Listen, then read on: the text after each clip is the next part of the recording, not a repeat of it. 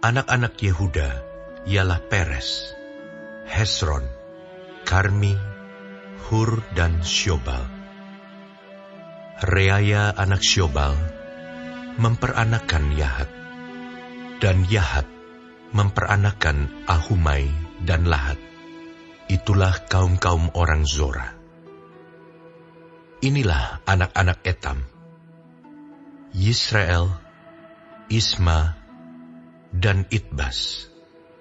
Nama saudara perempuan mereka ialah Haselel Poni.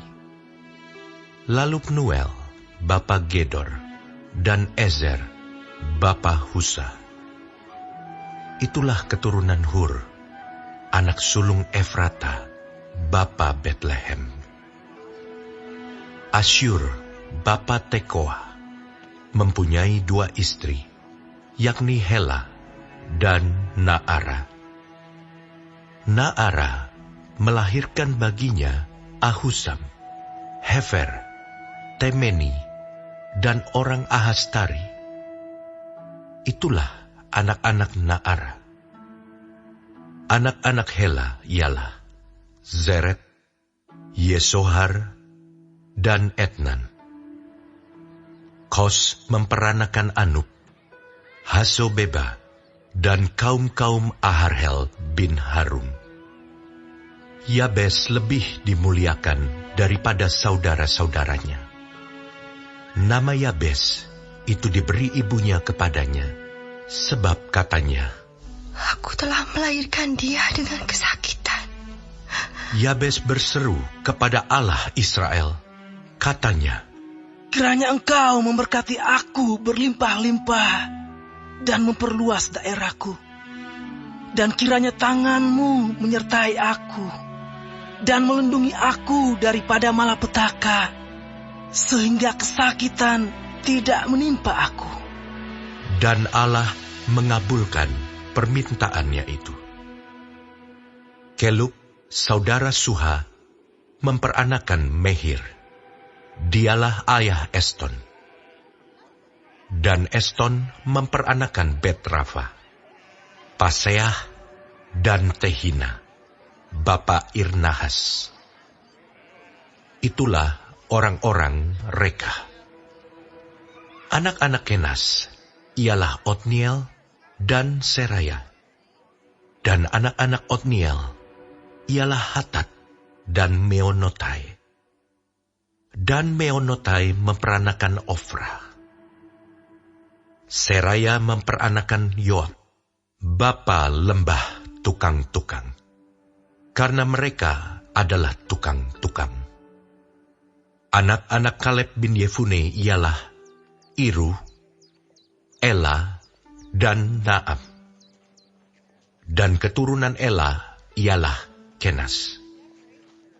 Anak-anak Yehaleleel ialah Zif, Zifa, Tiria, dan Asareel. Anak-anak Esra ialah Yeter, Meret, Efer, dan Yalon. Itulah anak-anak Bica, putri Firaun yang telah dikawini Meret. Perempuan ini melahirkan Miriam, Samai, dan Yisba, bapa Estemoa. Istri Meret perempuan Yehuda itu melahirkan Yeret, bapa Gedor, dan Heber, bapa Soko, dan Yekutiel, bapa Sanoa. Anak-anak istri Hodia, saudara perempuan Naham, ialah Abu Kehila, orang Garmi itu, dan Estemoa, orang Maaka itu. Anak-anak Simon ialah Amnon, Rina, Ben-Hanan, dan Tilon. Anak-anak Yisei ialah Sohet dan Ben-Sohet. Keturunan Sela, anak Yehuda, ialah bapa Leka, dan Lada, bapa Maresa. Dan kaum-kaum pengusaha kain lenan halus di Bet Asibea. Lalu Yokim dan orang-orang Kozeba. Lagi Yoas dan Saraf, yang menguasai Moab, dan kemudian pulang ke Betlehem. Riwayat-riwayat ini tua. Mereka ini adalah tukang-tukang periuk yang diam di Netaim dan Gedera. Mereka diam di sana dan bekerja untuk raja. Anak-anak Simeon ialah Nemuel, Yamin, Yarib, Zerah, dan Saul. Anak orang ini ialah Salum. Anak orang ini ialah Mibsam. Anak orang ini ialah Misma. Keturunan Misma ialah Hamuel, anaknya. Anak orang ini ialah Sakur. Anak orang ini ialah Simei. Simei mempunyai 16 orang anak laki-laki dan 6 orang anak perempuan. Tetapi saudara-saudaranya tidak mempunyai banyak anak. Seluruh kaum mereka tidak bertambah banyak seperti Bani Yehuda. Mereka diam di Beersheba, Molada, Hazar Sual, Bilha, Ezem, Tolat, Betuel, Horma, Ziklak, Bet Markabot, Hazar Susim, Bet Biri, dan di Saaraim. Itulah kota-kota mereka sampai Daud menjadi raja. Dan desa-desanya ialah Etam, Ain, Rimon, Tokhen, dan Asan, 5 perkampungan. Juga segala desanya yang di sekitar perkampungan-perkampungan itu sampai ke Baal. Itulah tempat-tempat kediaman mereka, dan mereka mempunyai silsilahnya sendiri. Dan Mesobab, Yamlech, Yosa bin Amazia, Yoel, Yehu bin Yosibia, bin Seraya bin Asiel, Elio Enai, Yaakobah, Yesohaya, Asaya, Adiel, Yesimiel, Benaya, Zisa bin Sifei bin Alon, bin Yedaya, bin Simri, bin Semaya. Orang-orang ini yang disebutkan dengan nama-namanya adalah pemimpin-pemimpin di antara kaum-kaum mereka. Keluarga-keluarga mereka makin bertambah banyak. Oleh sebab itu, mereka pindah ke arah Gedor sampai ke sebelah timur lembah untuk mencari padang rumput bagi kambing domba mereka. Mereka menemui padang rumput yang gemuk dan baik. Negeri itu luas, aman, dan sentosa. Orang-orang yang diam di sana sebelum mereka berasal dari Ham. Orang-orang yang namanya tertulis ini datang dalam zaman Hizkia, Raja Yehuda, dan memusnahkan kemah-kemah orang Ham dan orang Meunim yang terdapat di sana, dan menumpas mereka. Demikianlah sampai hari ini. Kemudian mereka menduduki tempat-tempat orang itu, sebab di sana ada padang rumput bagi kambing domba mereka. Dan sebagian dari mereka, dari Bani Simeon, sebanyak 500 orang, pindah ke pegunungan Seir. Sebagai kepala mereka ialah Pelaca, Nearia, Refaya, dan Uziel, anak-anak Yisei. Mereka membinasakan sisa orang Amalek yang telah meluputkan diri. Lalu mereka diam di sana sampai hari ini.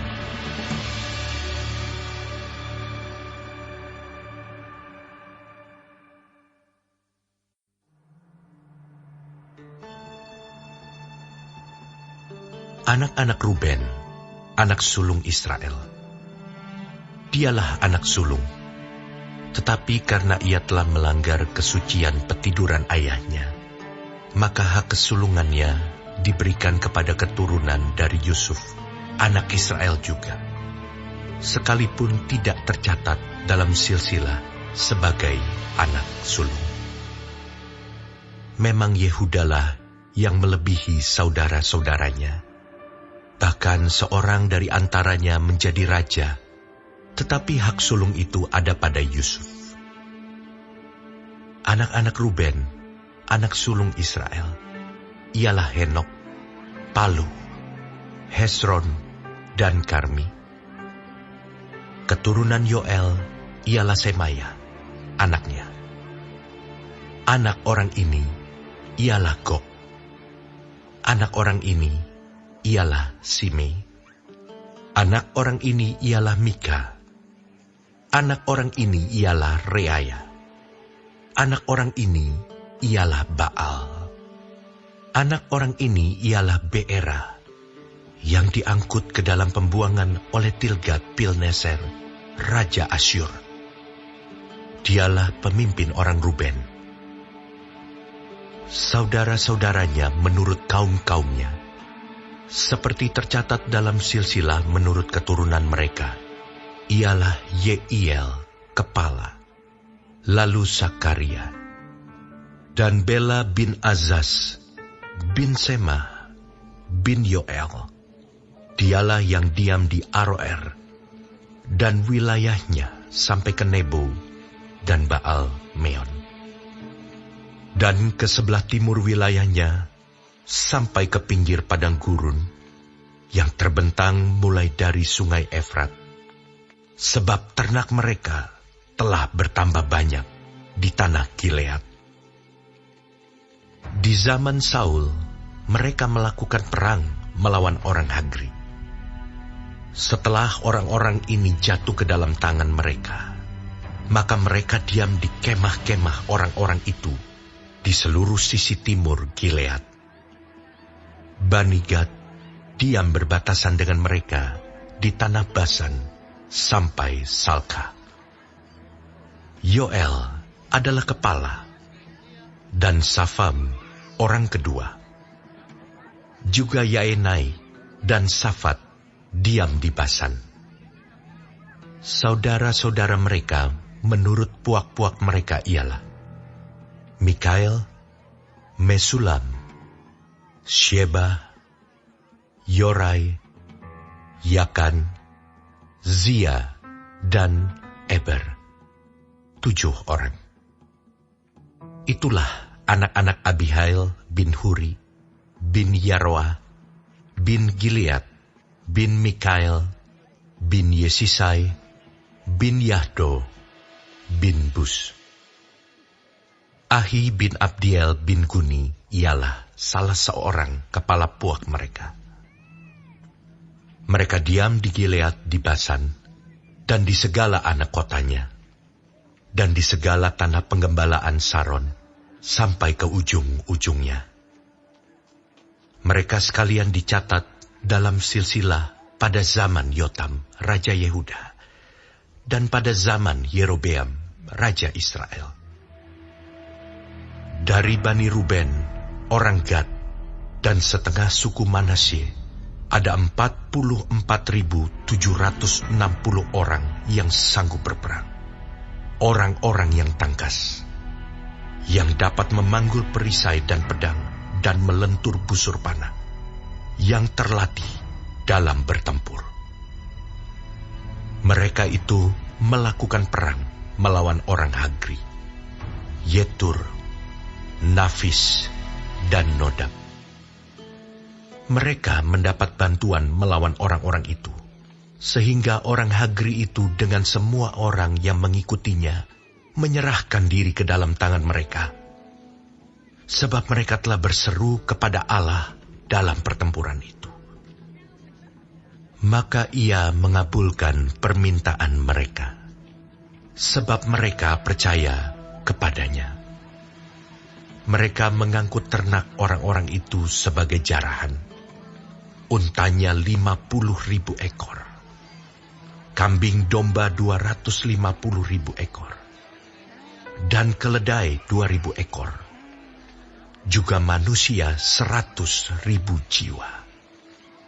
Banyak orang yang tewas karena mati terbunuh sebab pertempuran itu adalah daripada Allah. Lalu mereka menduduki tempat orang-orang itu sampai waktu pembuangan. Setengah suku Manasye diam di negeri itu, mulai dari Basan sampai Baal Hermon, Senir, dan Gunung Hermon. Mereka sudah banyak jumlahnya. Inilah para kepala puak-puak mereka: Hefer, Yisei, Eliel, Azriel, Yeremia, Hodawya, dan Yahdiel. Orang-orang pahlawan yang gagah perkasa, orang-orang yang kenamaan, para kepala puak-puak mereka. Tetapi ketika mereka berubah setia terhadap Allah nenek moyang mereka, dan bersinah dengan mengikuti segala Allah bangsa-bangsa negeri yang telah dimusnahkan Allah dari depan mereka, maka Allah Israel menggerakkan hati Pul, yakni Tilgat-Pilneser, Raja Asyur. Lalu raja itu mengangkut mereka ke dalam pembuangan, yaitu orang Ruben, orang Gad, dan setengah suku Manasye. Ia membawa mereka ke Halah, Habor, Hara, dan sungai negeri Gozan. Demikianlah mereka ada di sana sampai hari ini.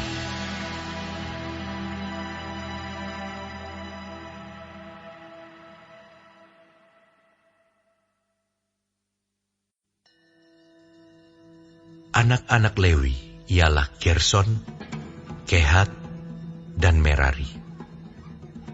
Anak-anak Kehat ialah Amram, Yizar, Hebron, dan Uziel.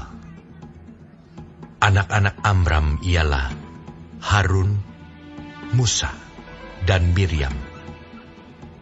Anak-anak Harun ialah Nadab, Abihu, Eleazar, dan Itamar. Eleazar memperanakan Pinehas. Pinehas memperanakan Abisua. Abisua memperanakan Buki. Buki memperanakan Uzi. Uzi memperanakan Zerahya. Zerahya memperanakan Merayot. Merayot memperanakan Amaria. Amaria memperanakan Ahitub. Ahitub memperanakan Zadok. Zadok memperanakan Ahimaas. Ahimaas memperanakan Azaria. Azaria memperanakan Yohanan. Yohanan memperanakan Azaria. Dialah yang memegang jabatan imam di bait suci yang didirikan Salomo di Yerusalem. Azaria memperanakan Amaria. Amaria memperanakan Ahitub. Ahitub memperanakan Zadok. Zadok memperanakan Salum. Salum memperanakan Hilkia. Hilkia memperanakan Azaria. Azaria memperanakan Seraya.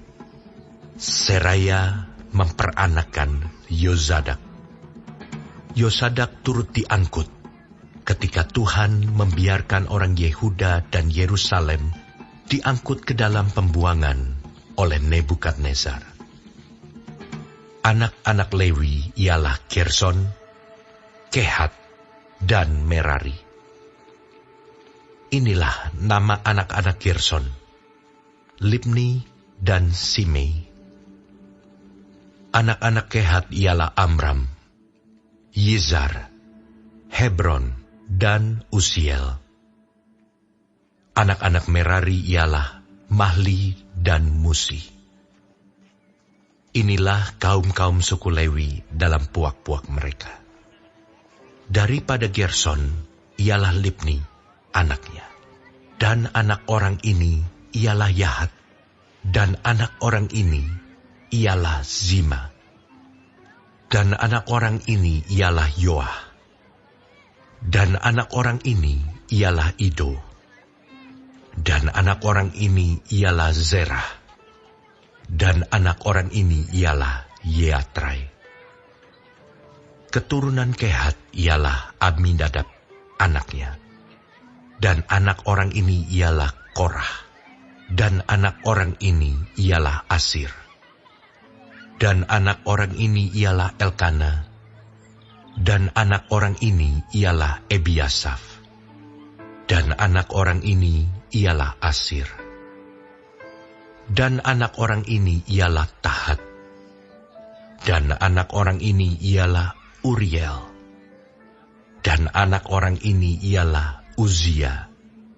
Dan anak orang ini ialah Saul.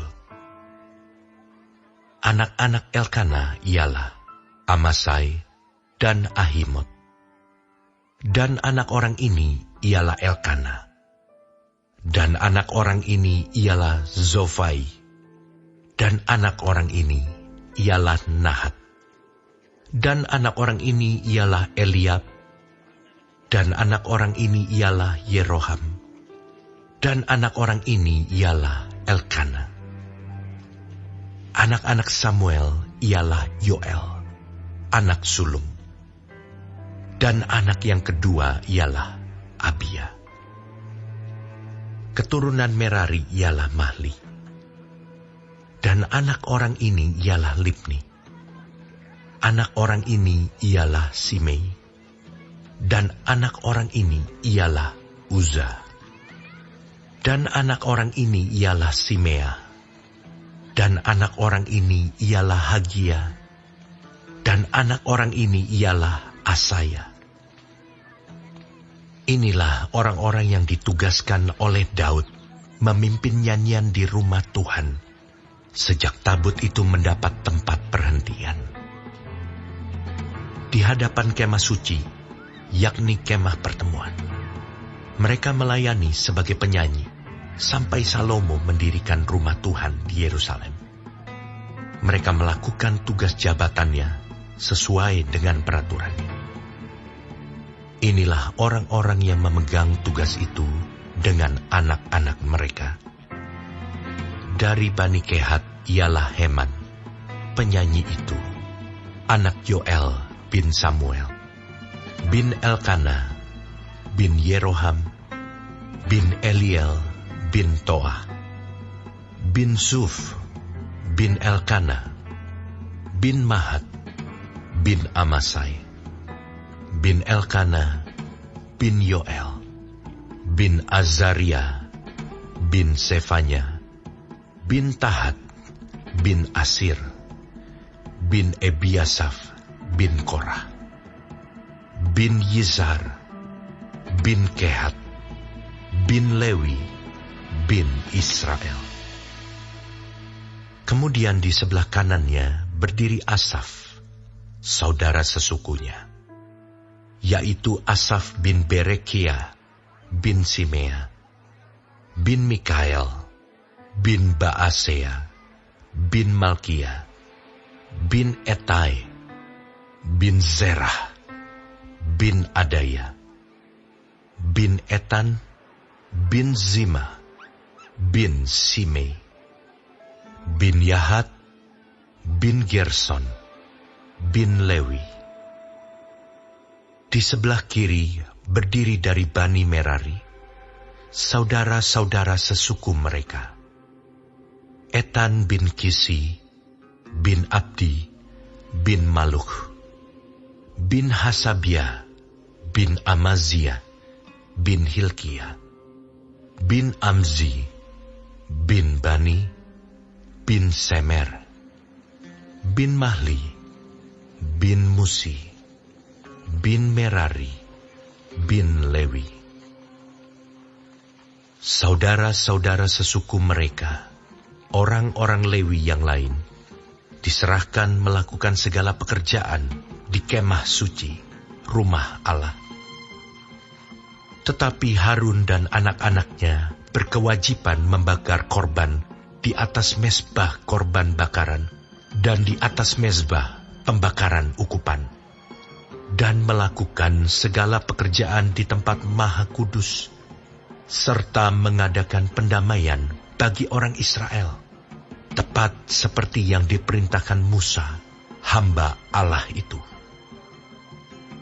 Inilah keturunan Harun, Eleazar anaknya, dan anak orang ini ialah Pinehas, dan anak orang ini ialah Abisua, dan anak orang ini ialah Buki, dan anak orang ini ialah Uzi, dan anak orang ini ialah Zerahya, dan anak orang ini ialah Merayot, dan anak orang ini ialah Amaria, dan anak orang ini ialah Ahitub, dan anak orang ini ialah Zadok, dan anak orang ini ialah Ahimaas. Inilah tempat-tempat kediaman mereka, menurut tempat-tempat perkemahan mereka di daerah mereka. Kepada keturunan Harun yang termasuk kaum orang Kehat, karena bagi merekalah undian yang pertama. Kepada mereka diberikan Hebron di tanah Yehuda, dengan tanah-tanah penggembalaan di sekelilingnya. Tetapi tanah ladang kota tadi dengan desa-desanya telah diberikan kepada Kaleb bin Yefune. Kepada keturunan Harun diberikan Hebron, kota perlindungan itu. Kemudian Libna dengan tanah-tanah penggembalaannya, dan Yatir, lalu Estemoa dengan tanah-tanah penggembalaannya, Hilen dengan tanah-tanah penggembalaannya, Debir dengan tanah-tanah penggembalaannya, Asan dengan tanah-tanah penggembalaannya, dan Bet-Semes dengan tanah-tanah penggembalaannya. Dan dari suku Benyamin, Geba dengan tanah-tanah penggembalaannya, Alemet dengan tanah-tanah penggembalaannya, dan Anatot dengan tanah-tanah penggembalaannya. Seluruhnya kota-kota mereka ada 13 yang dibagikan di antara kaum-kaum mereka. Dan keturunan Kehat yang selebihnya mendapat dengan undian 10 kota dari kaum suku itu, yakni dari suku Manasye yang setengah itu. Kepada keturunan Gerson, menurut kaum-kaum mereka, diberikan 13 kota dari suku Isakar, dari suku Asyer, dari suku Naftali, dan dari suku Manasye yang di Basan. Kepada keturunan Merari, menurut kaum-kaum mereka, diberikan dengan diundi 12 kota dari suku Ruben, dari suku Gad, dan dari suku Zebulon. Jadi orang Israel memberikan kepada orang Lewi kota-kota itu dengan tanah-tanah penggembalaannya. Mereka memberikan juga dengan diundi kota-kota tadi, yang mereka sebutkan nama-namanya, dari suku Bani Yehuda, dari suku Bani Simeon, dan dari suku Bani Benyamin.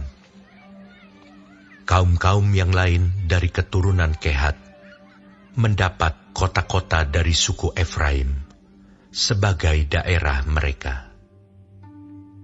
Kepada mereka diberikan Sikem, kota perlindungan itu, dengan tanah-tanah penggembalaannya di pegunungan Efraim, lalu Gezer dengan tanah-tanah penggembalaannya, Yokmeam dengan tanah-tanah penggembalaannya, Bet-Horon dengan tanah-tanah penggembalaannya, Ayalon dengan tanah-tanah penggembalaannya, dan Gad-Rimon dengan tanah-tanah pengembalaannya.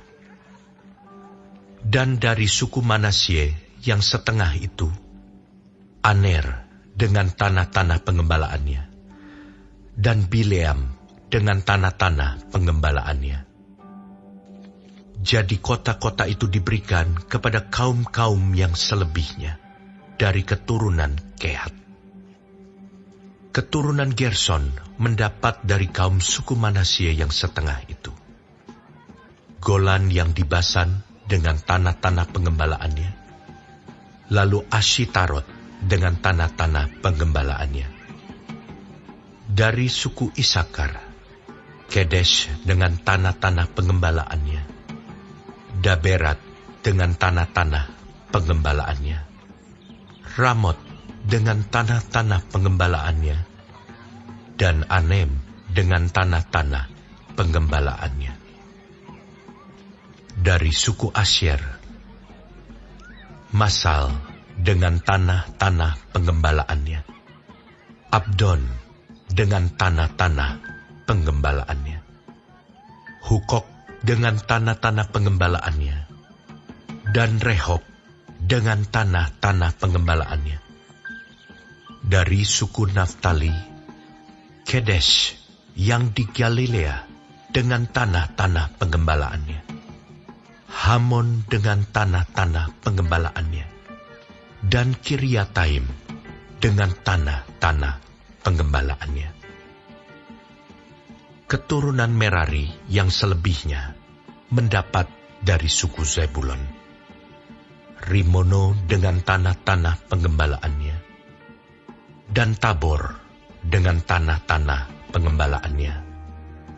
Dan di seberang sungai Yordan, dekat Yeriko, di sebelah timur sungai Yordan, diberikan dari suku Ruben, Bezer yang di padang gurun dengan tanah-tanah pengembalaannya, Yahas dengan tanah-tanah pengembalaannya, Kedemot dengan tanah-tanah pengembalaannya, dan Mefaat dengan tanah-tanah pengembalaannya. Dan dari suku Gad, Ramot di Gilead dengan tanah-tanah pengembalaannya, Mahanaim dengan tanah-tanah pengembalaannya, Hesibon dengan tanah-tanah pengembalaannya, dan Yaezer dengan tanah-tanah penggembalaannya.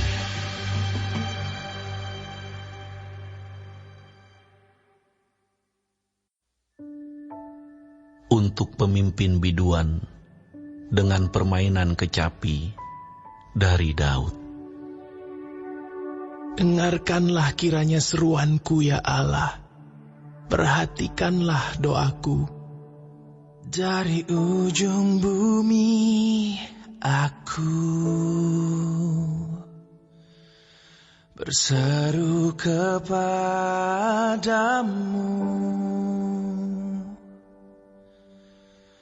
karena hatiku lemah lesu. Tuntunlah aku ke gunung batu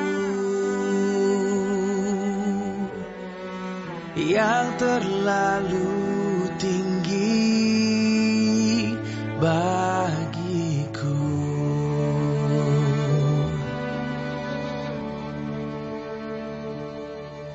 Sungguh engkau telah menjadi tempat perlindunganku. Oh, menara yang kuat terhadap musuh.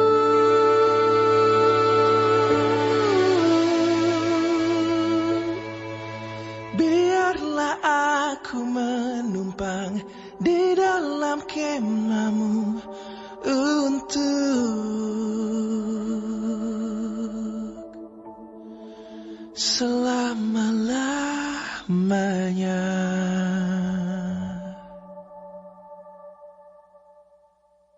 Biarlah aku berlindung dalam naungan sayap-Mu. Selah. Sungguh Engkau, ya Allah, telah mendengarkan nazarku, telah memenuhi permintaan orang-orang yang takut akan nama-Mu. Tambahilah umur raja, tahun-tahun hidupnya kiranya sampai turun-temurun. Kiranya ia bersemayam di hadapan Allah selama-lamanya. Titahkanlah kasih setia dan kebenaran menjaga dia. Maka aku hendak memasmurkan nama-Mu untuk selamanya, sedang aku membayar nazarku hari demi hari.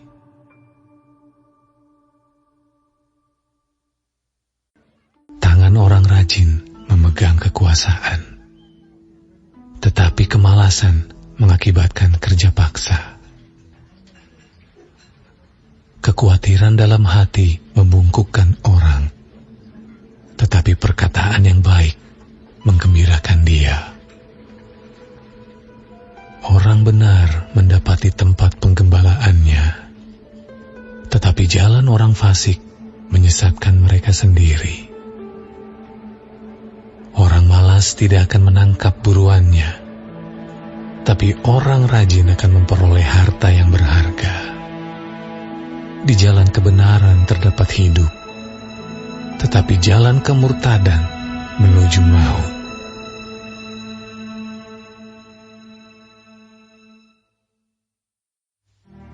Setelah lewat hari Sabat, Maria Magdalena dan Maria ibu Yakobus serta Salome membeli rempah-rempah untuk pergi ke kubur dan meminyaki Yesus. Dan pagi-pagi benar pada hari pertama minggu itu, setelah matahari terbit, pergilah mereka ke kubur. Mereka berkata seorang kepada yang lain, "Siapa yang akan menggulingkan batu itu bagi kita dari pintu kubur?" Tetapi ketika mereka melihat dari dekat, tampaklah batu yang memang sangat besar itu sudah terguling. Lalu mereka masuk ke dalam kubur, dan mereka melihat seorang muda yang memakai jubah putih duduk di sebelah kanan. Mereka pun sangat terkejut. Tetapi orang muda itu berkata kepada mereka, Jangan takut. Kamu mencari Yesus orang Nazaret yang disalibkan itu. Ia telah bangkit. Ia tidak ada di sini. Lihat, inilah tempat mereka membaringkan dia. Tetapi sekarang pergilah, katakanlah kepada murid-muridnya dan kepada Petrus, ia mendahului kamu ke Galilea. Di sana kamu akan melihat dia, seperti yang sudah dikatakannya kepada kamu. Lalu mereka keluar dan lari meninggalkan kubur itu, sebab gentar dan dahsyat menimpa mereka. Mereka tidak mengatakan apa-apa kepada siapapun juga karena takut. Dengan singkat mereka sampaikan semua pesan itu kepada Petrus dan teman-temannya.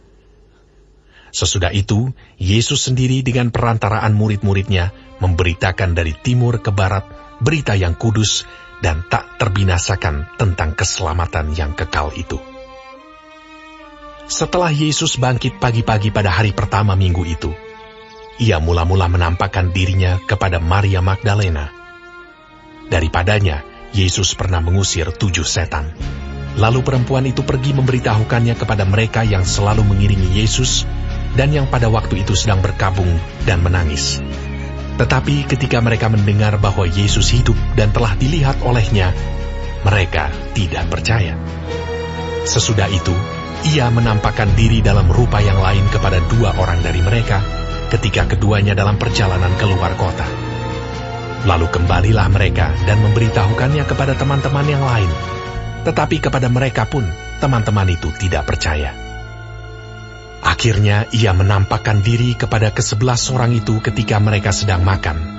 Dan ia mencela ketidakpercayaan dan kedegilan hati mereka, oleh karena mereka tidak percaya kepada orang-orang yang telah melihat dia sesudah kebangkitannya.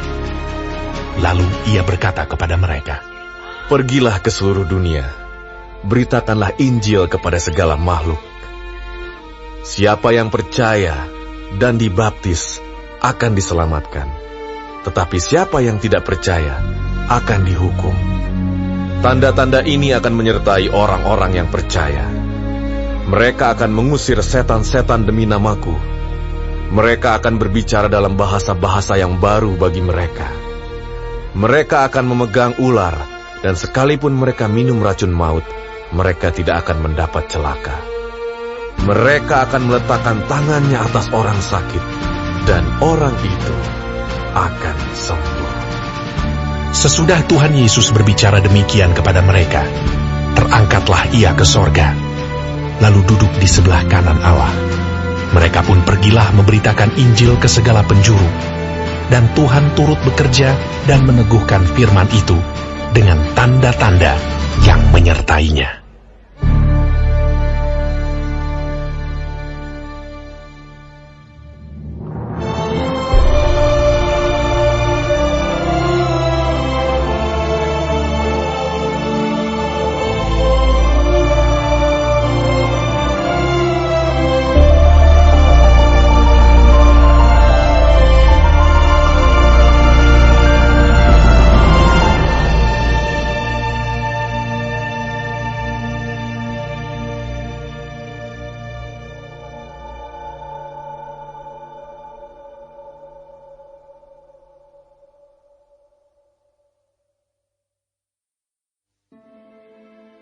Kejarlah kasih itu, dan usahakanlah dirimu memperoleh karunia-karunia roh, terutama karunia untuk bernubuat.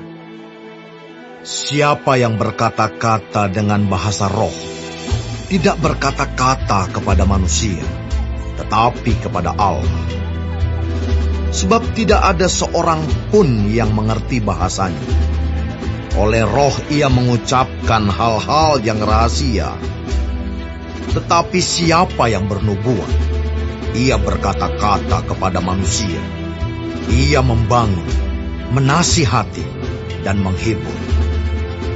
Siapa yang berkata-kata dengan bahasa roh, ia membangun dirinya sendiri. Tetapi siapa yang bernubuat, ia membangun jemaat. Aku suka supaya kamu semua berkata-kata dengan bahasa roh. Tetapi lebih daripada itu, supaya kamu bernubuat. Sebab orang yang bernubuat lebih berharga daripada orang yang berkata-kata dengan bahasa roh, kecuali kalau orang itu juga menafsirkannya, sehingga jemaat dapat dibangun. Jadi saudara-saudara, jika aku datang kepadamu dan berkata-kata dengan bahasa roh, apakah gunanya itu bagimu? Jika aku tidak menyampaikan kepadamu penyataan Allah, atau pengetahuan, atau nubuat, atau pengajaran, sama halnya dengan alat-alat yang tidak berjiwa, tetapi yang berbunyi, seperti seruling dan kecapi. Bagaimanakah orang dapat mengetahui lagu apakah yang dimainkan seruling atau kecapi, kalau keduanya tidak mengeluarkan bunyi yang berbeda? Atau jika nafiri tidak mengeluarkan bunyi yang terang, siapakah yang menyiapkan diri untuk berperang? Demikianlah juga kamu yang berkata-kata dengan bahasa roh. Jika kamu tidak mempergunakan kata-kata yang jelas, bagaimanakah orang dapat mengerti apa yang kamu katakan? Kata-katamu sia-sia saja kamu ucapkan di udara. Ada banyak, entah berapa banyak macam bahasa di dunia. Sekalipun demikian, tidak ada satupun di antaranya yang mempunyai bunyi yang tidak berarti. Tetapi jika aku tidak mengetahui arti bahasa itu, aku menjadi orang asing bagi dia yang mempergunakannya, dan dia orang asing bagiku. Demikian pula dengan kamu. Kamu memang berusaha untuk memperoleh karunia-karunia roh, tetapi lebih daripada itu, hendaklah kamu berusaha mempergunakannya untuk membangun jemaat. Karena itu, Siapa yang berkata-kata dengan bahasa roh, ia harus berdoa supaya kepadanya diberikan juga karunia untuk menafsirkannya. Sebab jika aku berdoa dengan bahasa roh, maka rohkulah yang berdoa, tetapi akal budiku tidak turut berdoa. Jadi apakah yang harus kubuat? Aku akan berdoa dengan rohku, tetapi aku akan berdoa juga dengan akal budiku. Aku akan menyanyi dan memuji dengan rohku, tetapi aku akan menyanyi dan memuji juga dengan akal budiku. Sebab jika engkau mengucap syukur dengan rohmu saja, bagaimanakah orang biasa yang hadir sebagai pendengar dapat mengatakan amin atas pengucapan syukurmu? Bukankah ia tidak tahu apa yang engkau katakan? Sebab sekalipun pengucapan syukurmu itu sangat baik, tetapi orang lain tidak dibangun olehnya. Aku mengucap syukur kepada Allah bahwa aku berkata-kata dengan bahasa roh lebih daripada kamu semua. Tetapi dalam pertemuan jemaat, aku lebih suka mengucapkan 5 kata yang dapat dimengerti untuk mengajar orang lain juga, daripada beribu-ribu kata dengan bahasa roh. Saudara-saudara, janganlah sama seperti anak-anak dalam pemikiranmu. Jadilah anak-anak dalam kejahatan, tetapi orang dewasa dalam pemikiranmu. Dalam hukum Taurat ada tertulis, oleh orang-orang yang mempunyai bahasa lain dan oleh mulut orang-orang asing, aku akan berbicara kepada bangsa ini. Namun demikian mereka tidak akan mendengarkan aku, firman Tuhan. Karena itu, karunia bahasa roh adalah tanda, bukan untuk orang yang beriman, tetapi untuk orang yang tidak beriman. Sedangkan karunia untuk bernubuat adalah tanda, bukan untuk orang yang tidak beriman, tetapi untuk orang yang beriman. Jadi, kalau seluruh jemaat berkumpul bersama-sama dan tiap-tiap orang berkata-kata dengan bahasa roh, lalu masuklah orang-orang luar atau orang-orang yang tidak beriman, tidakkah akan mereka katakan bahwa kamu gila? Tetapi kalau semua bernubuat, lalu masuk orang yang tidak beriman atau orang baru, ia akan diyakinkan oleh semua dan diselidiki oleh semua. Segala rahasia yang terkandung di dalam hatinya akan menjadi nyata, sehingga ia akan sujud menyembah Allah dan mengaku, sungguh Allah ada di tengah-tengah kamu. Jadi bagaimana sekarang saudara-saudara? Bila mana kamu berkumpul, hendaklah tiap-tiap orang mempersembahkan sesuatu. Yang seorang mazmur, yang lain pengajaran, atau penyataan Allah, atau karunia bahasa roh, atau karunia untuk menafsirkan bahasa roh. Tetapi semuanya itu harus dipergunakan untuk membangun. Jika ada yang berkata-kata dengan bahasa roh, biarlah 2 atau sebanyak-banyaknya 3 orang, seorang demi seorang, dan harus ada seorang lain untuk menafsirkannya. Jika tidak ada orang yang dapat menafsirkannya, hendaklah mereka berdiam diri dalam pertemuan jemaat, dan hanya boleh berkata-kata kepada dirinya sendiri dan kepada Allah. Tentang nabi-nabi, baiklah 2 atau 3 orang diantaranya berkata-kata, dan yang lain menanggapi apa yang mereka katakan. Tetapi jika seorang lain yang duduk di situ mendapat penyataan, maka yang pertama itu harus berdiam diri. Sebab kamu semua boleh bernubuat seorang demi seorang, sehingga kamu semua dapat belajar dan beroleh kekuatan. Karunia nabi takluk kepada nabi-nabi. Sebab Allah tidak menghendaki kekacauan, tetapi damai sejahtera. Sama seperti dalam semua jemaat orang-orang kudus, perempuan-perempuan harus berdiam diri dalam pertemuan-pertemuan jemaat. Sebab mereka tidak diperbolehkan untuk berbicara. Mereka harus menundukkan diri, seperti yang dikatakan juga oleh hukum Taurat. Jika mereka ingin mengetahui sesuatu, baiklah mereka menanyakannya kepada suaminya di rumah. Sebab tidak sopan bagi perempuan untuk berbicara dalam pertemuan jemaat. Atau adakah firman Allah mulai dari kamu? Atau hanya kepada kamu sajakah firman itu telah datang?